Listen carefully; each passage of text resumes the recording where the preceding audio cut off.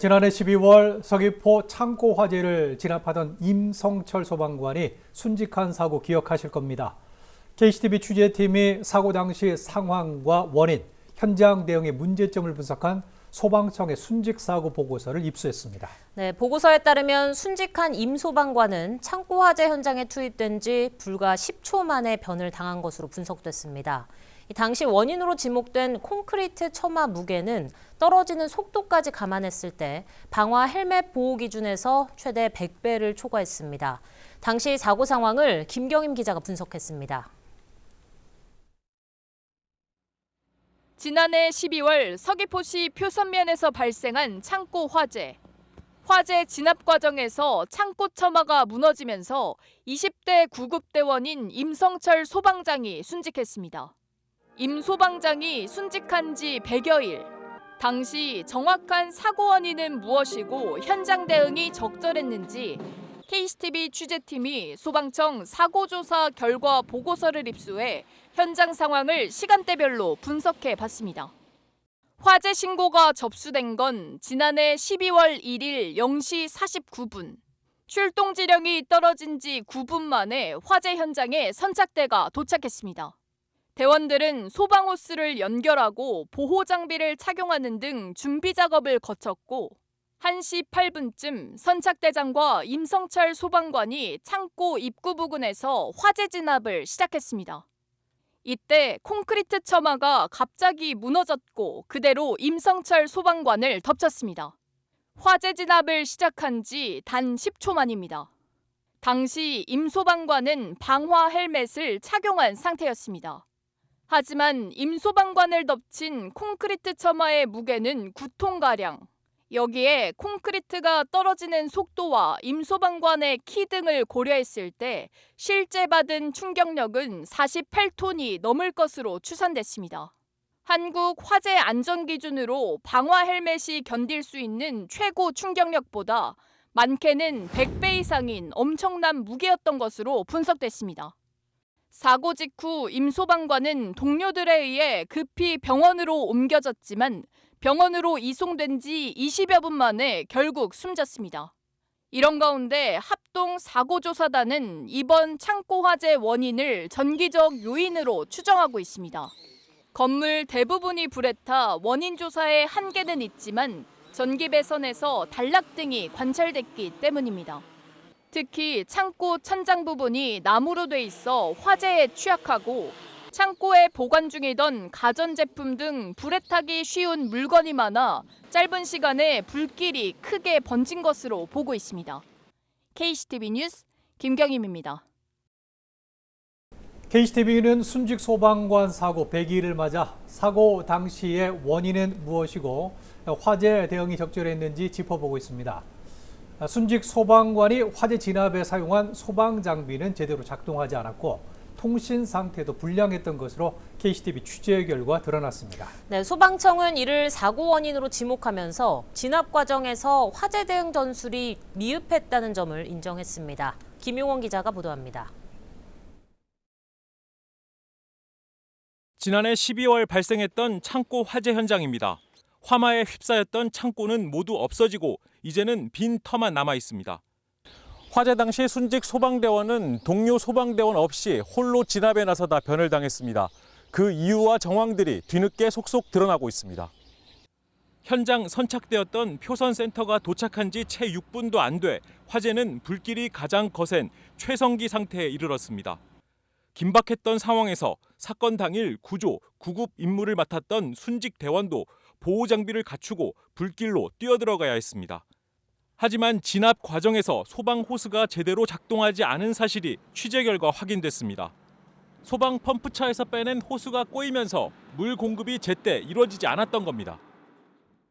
취재팀이 입수한 소방청 화재 분석 결과 보고에도 선착대 펌프차 소방호스 2개 중 1개는 6분이 지나도록 물이 나오지 않았고 순직대원의 진압 호수 역시 붕괴 직전까지 약 3분 30초 동안 방수 압력이 불량했다고 기술됐습니다. 상황 전파와 정보 공유의 가장 핵심인 통신 상태도 당시 나빴던 것으로 나타났습니다. 현장에 출동했던 소방대원은 취재진과의 통화에서 당시 화재 현장에서 휴대폰이 터지지 않았고 빠른 상황 보고를 위해 본부에 10통 넘게 전화했지만 결국 연결이 안 돼서 다른 장소로 옮겨야 했다고 증언했습니다. 취재팀이 입수한 결과 보고에도 화재 현장 통신 불량이 사고 원인 중 하나로 지목됐습니다.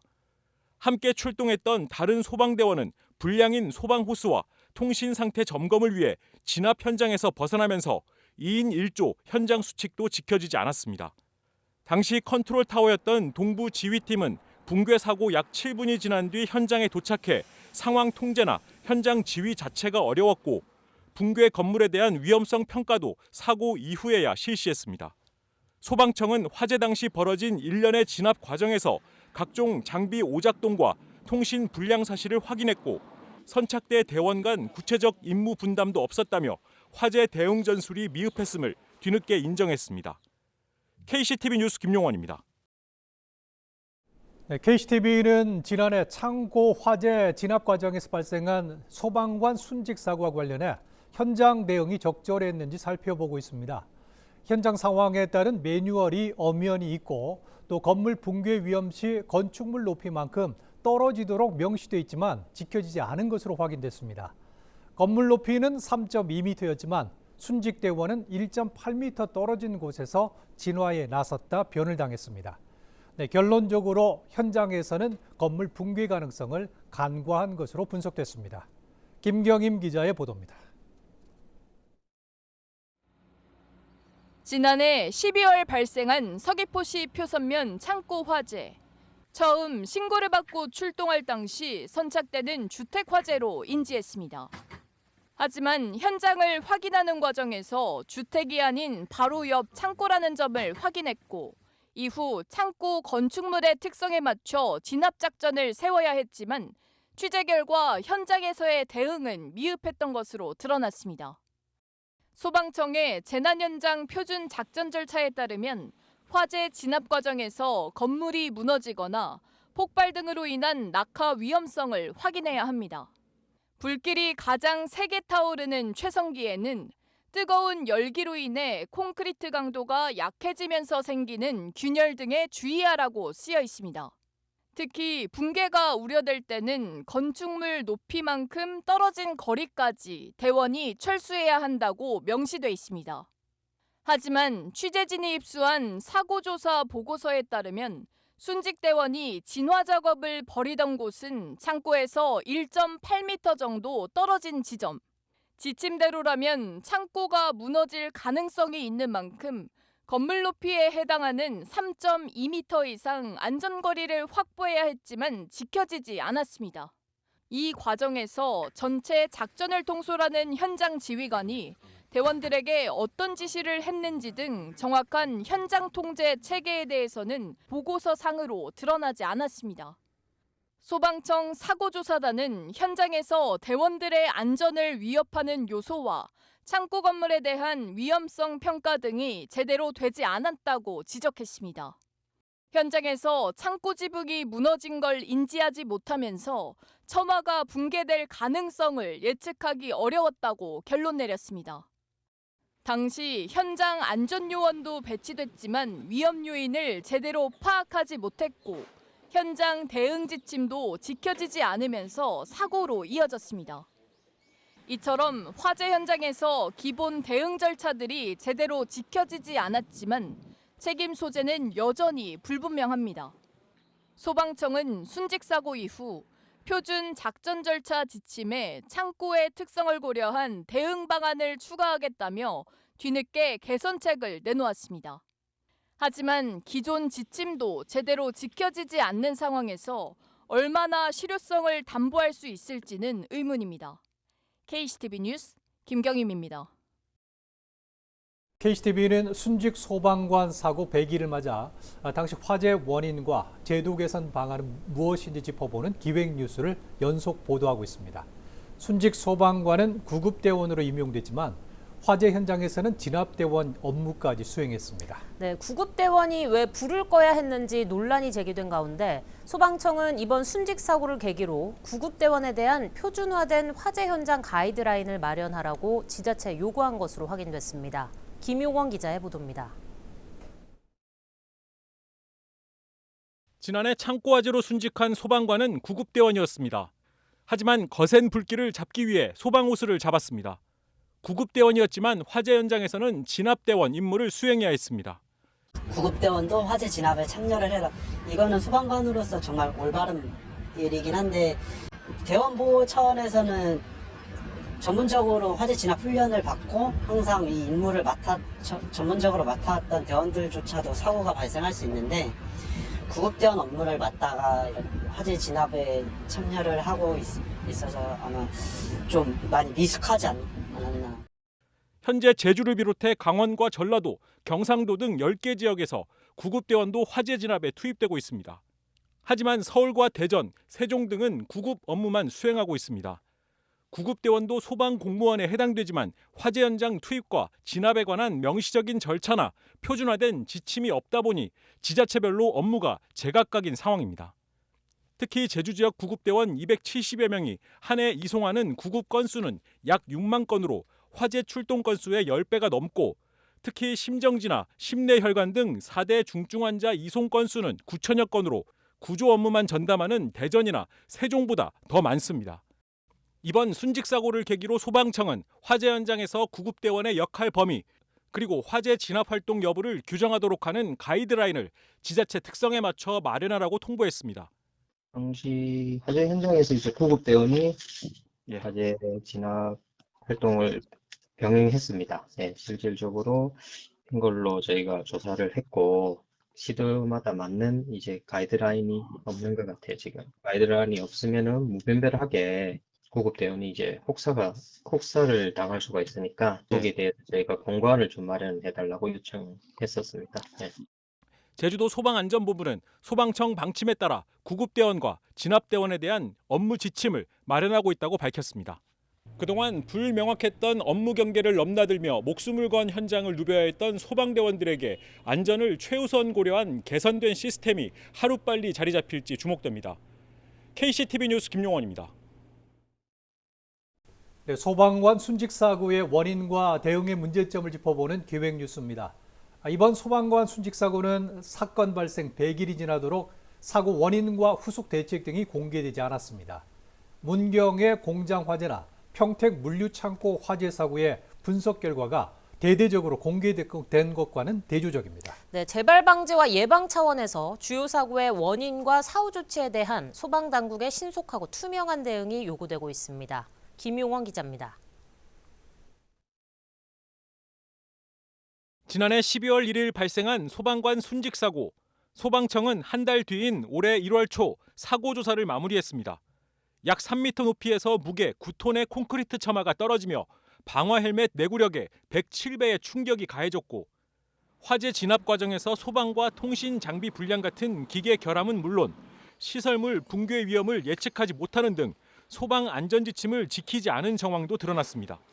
하지만 사고 원인과 조사 결과는 사건 발생 100일 넘게 알려지지 않았습니다. 소방청은 정보 공개 요청에도 조사 결과 공개를 거부했고 제공한 건 내용 상당 부분이 빠진 단 3페이지 분량의 설명 자료뿐이었습니다. 지난 1월 소방관 2명이 순직한 문경 공장 화재 사고와 지난 2022년 3명이 순직한 평택 신축 물류창고 화재의 경우 조사 결과와 재발 방지 대책을 보도자료와 언론 브리핑을 통해 공개한 것과는 대조적입니다. 소방청은 순직 인명피해가 크고 전국적인 관심이 컸던 사안이어서 예외적으로 공개했고 순직 사고 대부분의 조사 결과는 외부에 알리지 않는다고 밝혔습니다. 이번 제주 순직 사고 조사 결과는 유족 등에게도 알리지 않은 것으로 알려졌습니다.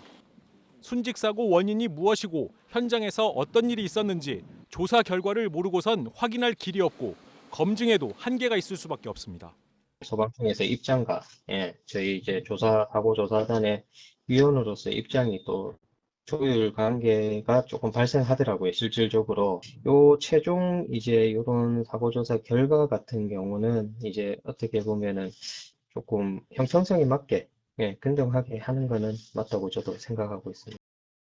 제주도 소방안전본부는 소방청 방침에 따라 조사 결과를 공개할 수 없었다며 양해를 구한다는 입장을 전했습니다. 100일 넘게 침묵하던 제주도 소방안전본부는 기획보도 시작 후 단 사흘 만에 순직 사고 원인 분석과 관련된 입장 자료를 공개했습니다. 재발 방지와 예방 차원에서라도 주요 재난 사고의 원인과 사후 조치를 쉬쉬하고 덮어두는 게 능사인지 앞으로 보다 신속하고 투명한 당국의 대응이 요구됩니다. KCTV 뉴스 김용원입니다. 네, 지난해 소방관 순직 사고가 발생한 감귤 창고와 유사한 건축물이 제주도 내에 12,000곳이 넘는 것으로 추정되고 있습니다. 하지만 상당수가 관리 사각지대에 놓여 있어서 화재 등 재난 사고 위험에 무방비로 노출돼 있습니다. 김용원 기자입니다. 화염 속에서 길이 13m, 무게 9톤의 창고 콘크리트 처마가 무너집니다.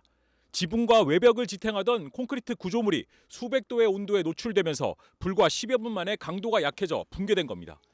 수직으로 추락한 게 아니라 한쪽으로 쏠리면서 창고에서 1.8m 떨어진 곳에서 불을 끄던 소방관이 변을 당했습니다. 이 방리가 되는 부분들이 오래된 건물일수록 그 범위가 넓고요. 그래서 강도가 약하다 보니까 그에 대해서 사람이 다칠 수 있는 개연성이 아주 큽니다. 그러니까 화재가 난 부위도 예측할 수가 없어요. 원래 출발 자체가. 왜냐하면 지금같이 튼튼하게 짓지 않았을 가능성이 크니까. 감귤 창고 등으로 쓰이는 이런 건축물들은 제주에서 쉽게 볼 수 있습니다. 기둥이나 철근 없이 콘크리트와 돌로 쌓은 외벽 위에 목재나 함석으로 지붕을 올리고 콘크리트 처마 등으로 마감한 형태입니다. 현장에서 확인한 창고 대부분은 외벽에 금이가 있거나 지붕 일부는 이미 허물어져 금방이라도 무너질 것처럼 위태롭습니다. 벽체에 콘크리트를 2중, 3중으로 덧댄 기형적인 구조물도 있습니다. 우후죽순 생겨난 이 같은 창고는 내부에서 화재가 발생하면 열이 쉽게 빠져나가지 못하고 지붕부터 먼저 붕괴됩니다. 300도 이상의 열이 가해질 경우 급격한 온도차로 인해 콘크리트 구조물이 떨어지는 방리 현상이 발생할 수 있습니다. 이 같은 노후된 창고처럼 화재나 재난에 취약한 유사 건축물은 12,000개소가 넘을 것으로 파악되고 있습니다. 하지만 지금까지 위험 시설물에 대한 제대로 된 안전진단이나 실태 파악은 이뤄지지 않았습니다. 100제곱미터 내외 소규모 창고 시설은 안전관리 대상에서 제외돼 행정에서도 손을 놓고 있는 실정입니다. 특히 무허가 시설들은 얼마나 노후되고 재난에 취약한지 파악조차 어렵습니다. 네, 그런 소규모 건축물에 대한 법은 따로 정해져 있는 게 없어서 건축주가 스스로 해야 되는 거예요. 순직 사고를 계기로 소방은 창고 가운데 카페나 소매점 등으로 용도 변경한 시설물 160여 곳을 대상으로 현황 관리와 예방 대책을 추진하겠다고 밝혔습니다.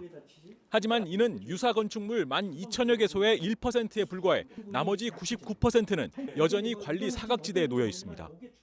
그러면 그건 건축 관련 부서라든지 이런 쪽에서 어차피 화재가 날 것을 대비해 가지고 예방 대책으로 그런 데이터가 우선 정리가 돼야 돼요. 정리가 되면 소방에서 우선 그걸 어떻게 활용할 것인가 그건 차후 문제죠. 그 정도까지만 해도 진일보한 거니까 제가 봤을 때. 소방관 순직 사고를 계기로 노후 창고 같은 위험 시설물 재난에 대비한 대응 시스템 마련이 시급해 보입니다. KCTV 뉴스 김용원입니다. 고 임성철 소방장 순직 사고 이후에 석 달 만에 소방본부가 재발 방지 대책을 내놓았습니다. 현장 안전관리 전문성을 강화하고 화재 진압에 나서는 구급대원의 임무도 재조정하기로 했는데 정작 현장에서는 공감을 얻지 못하고 있습니다. 김경임 기자입니다. 지난해 12월 창고 화재로 무게 9톤의 콘크리트 처마가 무너져 화재를 진압하던 소방관이 순직했습니다. 불이 난 창고의 붕괴 위험성을 예측하지 못한 게 주된 원인이었습니다. 현장지휘팀에서 안전관리를 총괄하는 현장안전점검관은 후착대에 배정돼 당시 사고 상황을 제대로 파악할 수 없었고 선착대에 있던 안전담당관도 위험 요인을 인지해 보고 전파했어야 하지만 시스템은 작동하지 않았습니다. 소방본부는 이번 사고를 계기로 문제점이 드러난 현장안전점검관의 역량과 전문성을 강화하겠다고 밝혔습니다. 그동안 다른 지역에서 교육이 진행되다 보니 한계가 있던 안전교육을 도내에서 화재 훈련과 병행해 적극적으로 시행하겠다고 강조했습니다. 화재 현장에서 구급대원의 역할도 재조정하기로 했습니다. 진압대원 2명과 구급대원 2명이 출동하는 지역대의 경우 2인 1조 원칙을 지키되 구급대원은 직접 진압이 아닌 관창수를 보조하는 역할만 하도록 임무를 조정했습니다.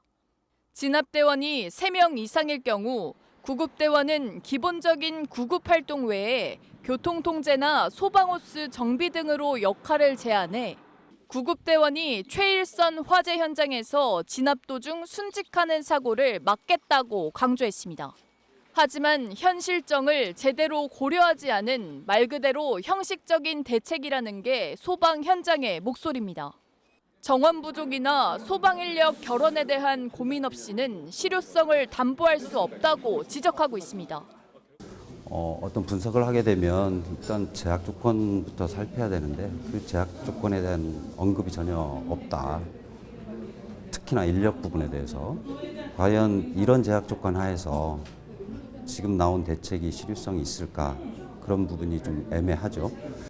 현장 안전관리 강화와 구급대원 임무 조정에 방점을 둔 재발 방지 대책이 새롭게 마련된 가운데 제2, 제3의 순직 사고를 예방할 수 있는 계기가 될지 아니면 설익은 미봉책에 그칠지 후속 대응에 관심이 모아지고 있습니다.